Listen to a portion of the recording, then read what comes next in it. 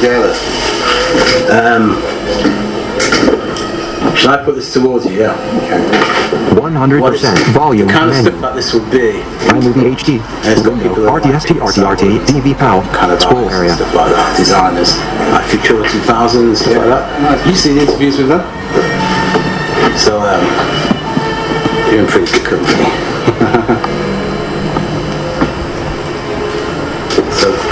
So it's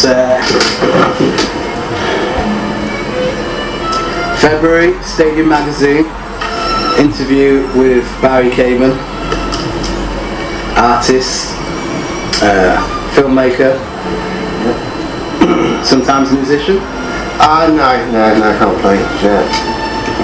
I've written some songs, but I'm not really a musician. I just play the words. Okay.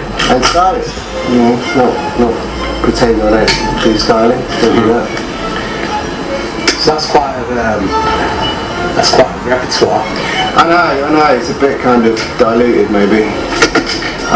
Call it like the jack off all trades. The work that you do, though, the work that you actually produce, isn't in any way diluted.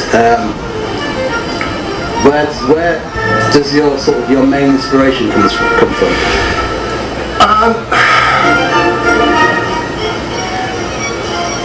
I guess it's just kind of walking around anywhere. And you're looking at people, looking at their eyes, seeing how people are doing. And then you get that kind of nod, from someone, usually guys, older guys, a nod of understanding, yeah man. And that kind of nod of recognition, and that could be anywhere. I just got back from India, walking around, and you see old guys walking around, and suddenly you just get a nod. It's like, oh, nice man, that's good connection. So I don't really refer to what's going on. I have no interest really in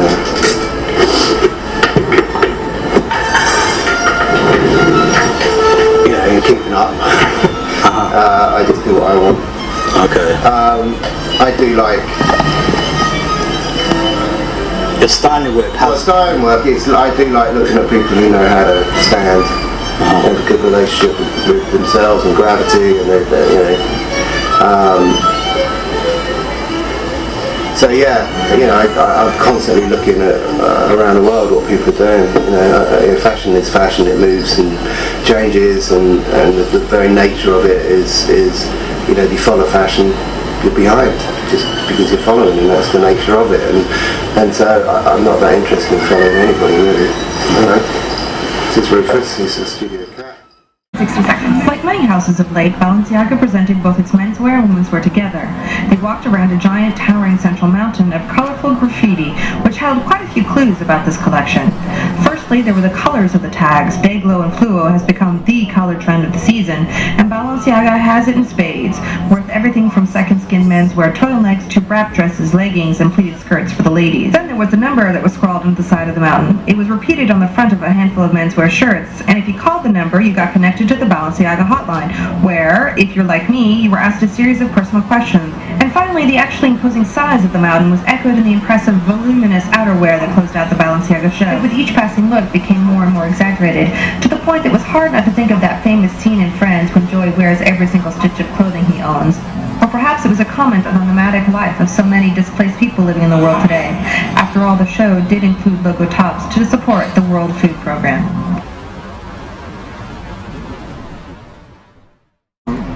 Sometimes when you read books mix of the kind of, let's say, the practical things and the sentimental things, and they create this portrait. They say a lot about the culture of these families living in the different countries. They say something about the countries, and it says something about the place. The whole book says a lot about our planet, about our life on this planet, and how each one of these families kind of finds their place on this planet. their house, but mainly the kind of objects they choose to live with. This picture, this is Japan.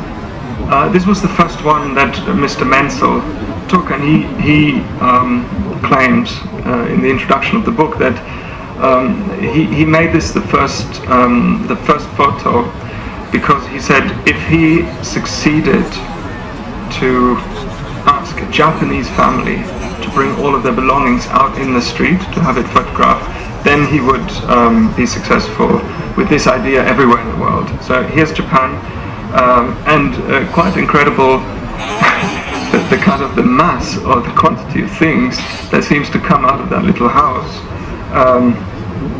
And that leads to another picture of another great book which has been so kind of inspiring and important to me over the years, a book called Tokyo Style, again probably from the 90s, by a Japanese photographer called Kyoichi Suzuki, who took pictures just of his friends and friends of his friends at that time in Tokyo. And I think the beauty of these pictures and the kind of the revelation was that this is Japan, and isn't Japan the kind of this culture that we all think they're so immaculately tidy and organized, but here is a lot of clutter and even mess, but beautiful mess, and this kind of ingenuity that this mess has, ingenuity of just coping with lack of space, coping with even lack of money or lack of means, and just creating this very personal, very real, very honest place, Tokyo Style, and this is also Tokyo Style.